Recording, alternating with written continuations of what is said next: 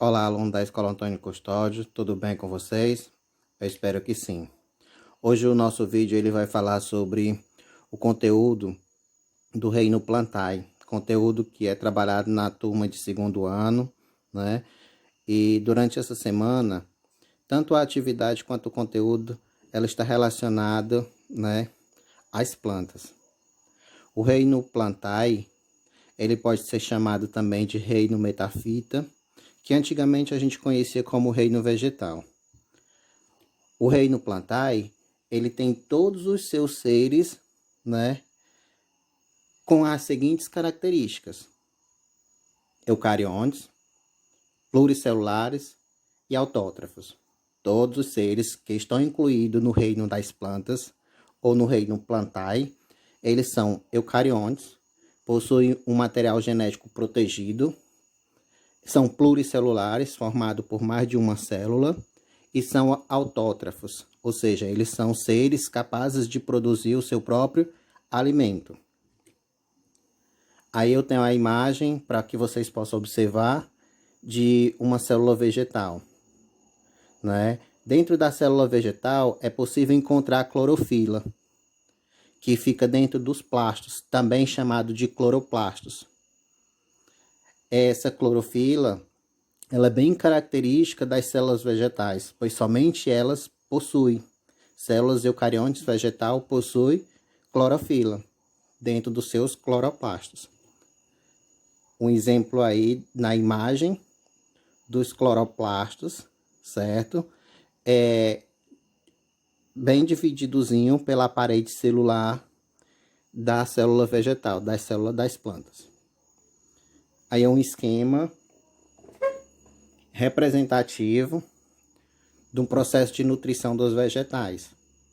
A partir desse processo de nutrição dos vegetais, eu quero que vocês entendam que na imagem tem algumas setinhas mostrando, né, a seiva bruta e a seiva elaborada. A seiva bruta ela está sendo apontada na direção de cima. Nesse processo em que ela passa a ser distribuída pelo xilema. E a seiva bruta configura a presença da água e dos sais minerais que as plantas retiram do ambiente. E a seiva elaborada, ela está representada pela setinha que está indo de cima para baixo. E aí representa a presença do gás oxigênio e do gás carbono que as plantas adquirem. Ele nada mais porque tu está mostrando esse esquema representativo e falando da existência de seiva bruta e seiva elaborada. Pelo fato das plantas se diferenciarem por uma característica evolutiva que deu origem ao grupo das plantas. E essa característica está associada justamente à presença da seiva bruta e da seiva elaborada, da sua distribuição a partir do xilema e do floema, que vai ser explicado quando apresentado os grupos de plantas. Quais são os representantes do reino vegetal? Esses representantes são 4. As briófitas, as pteridófitas, as gimnospermas e as angiospermas. As briófitas e as pteridófitas são considerados vegetais intermediários e são criptogramas. Os vegetais intermediários são chamados de criptogramas. As gimnospermas e as angiospermas são vegetais superiores e são chamados de fanelogramas. Elinaldo, você fez uma diferença entre vegetais intermediários e vegetais superiores. Sim. Pelo porte de desenvolvimento de tamanho de cada uma delas. No grupo das briófitas, nós temos como exemplo os mungos. No grupo das pteridófitas, nós vamos encontrar as samambaias. No grupo das gimnospermas, nós vamos encontrar o pinheiro do Paraná. Nas angiospermas, qualquer planta que produz fruto. Um exemplo, a mangueira, laranjeiro, abacateiro. Exemplo com figurinhas briófitas, pteridófitas, gimnosperma e angiosperma. Mais exemplos com figura. Mais imagens de plantas, agora representante do grupo das gimnospermas. E em seguida nós temos mais imagens também desse mesmo grupo. E agora chegamos nas imagens que representam o grupo das angiospermas. Como as plantas se reproduzem? As plantas se reproduzem por alternância de geração. Todas as plantas são haplodiplobiônicas, ou seja, elas têm uma fase duradoura e uma fase passageira, né? Se você olhar o esquema, tem a produção dos gametas, né? A partir da junção de dois gametas, o processo de fecundação acontece, né? Que vai ser chamado fase sexuada, ou seja, o zigoto vai ser representado por 2 N, né? E os gametas por um N. Essa fase vai ser chamada de fase N, acontece por mitose, acontece o momento da produção dos gametas, né? E essa outra fase, né, já é a junção dos gametas, né, que é chamada fase do ciclo sexuado, e essa de ciclo assexuado. Na fase do ciclo sexuado acontece, né, o processo de meiose.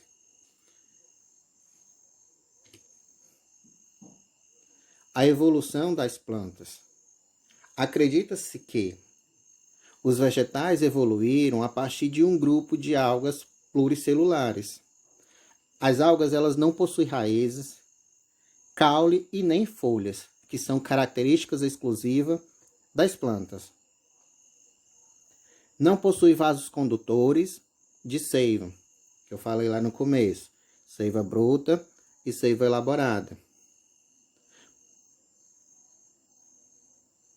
Pois, por serem aquáticas, elas absorvem substâncias por toda a superfície do talo, que é permeável. Por esse motivo, elas não são plantas com vasos, certo? No decorrer da evolução, as plantas foram adquirindo órgãos para fixação.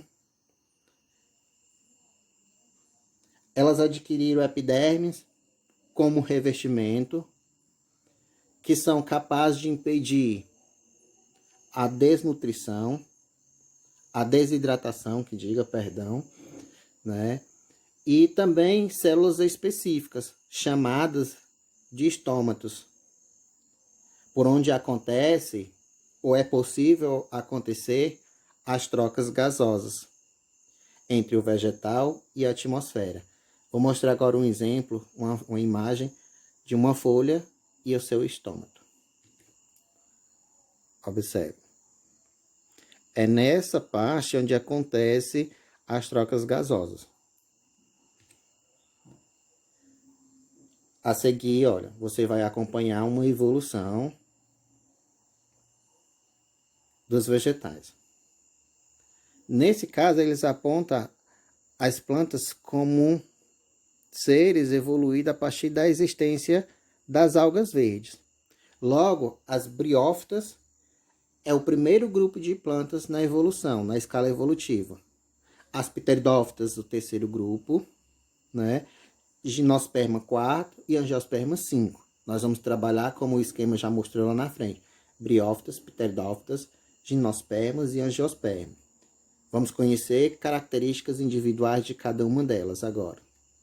Briófitas são plantas criptograma, não possuem flores, não possuem semente, também não possuem frutos. Foram as primeiras plantas que ocuparam o ambiente terrestre. Vivem em ambiente úmido, pois depende da água do meio ambiente para a sua fecundação. Olha uma palavra importante. Avasculares. Elas são plantas que não possuem vasos condutores. O A negando, avascular, não tem vasos condutores da seiva. E são seres haplodiplobiontes. Como eu falei, existem as duas fases, certo? Reproduzem por metagênese ou alternância de geração. Nesse grupo, o gametófito é dioico. Possui sexo separado. Nas briófitas, a fase esporófita, ou seja, a fase 2N, depende do gametófito feminino quanto à sua nutrição. Aí só uma imagenzinha para mostrar.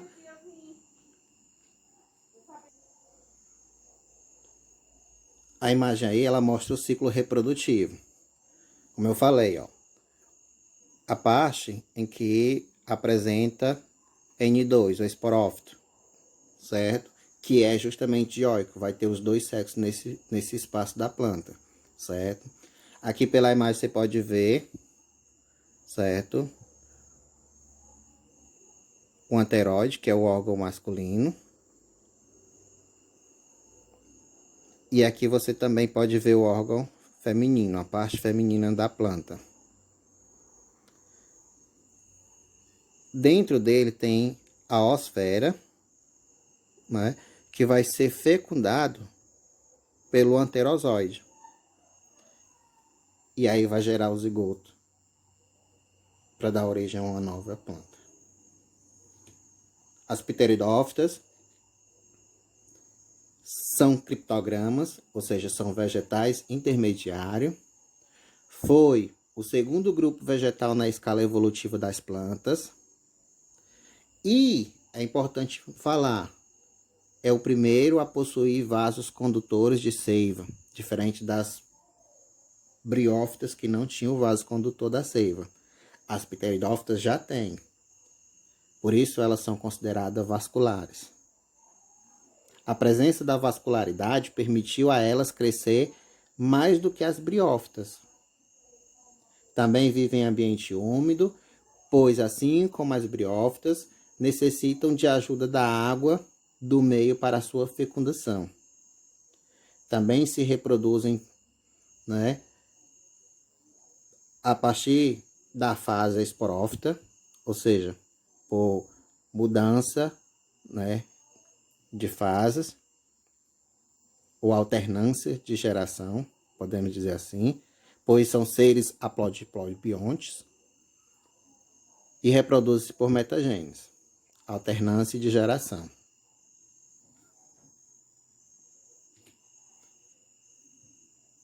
A imagem com o ciclo de reprodução dela. Também existe os dois sexos separados, ó. Você pode observar, né, ó. A oosfera, o arquegônio, certo, né? O anterídeo, onde vai estar o anterosóide, que vai até a oosfera para fecundar e formar o zigoto, que é a fase N2. Quais são as principais semelhanças entre elas? Entre elas quem? Briófitas e pteridófitas. São criptogramas, vivem em ambiente úmido e são haplodiplobiontes, se reproduzem por metagênese. E quais são as diferenças? As briófitas são avasculares e as pteridófitas são vasculares. Vamos frisar nessas duas diferenças. Gimnosperma. Figuras, imagens para vocês verem. Pinheiro do Paraná, cercóia. A imagem da cercóia gigante.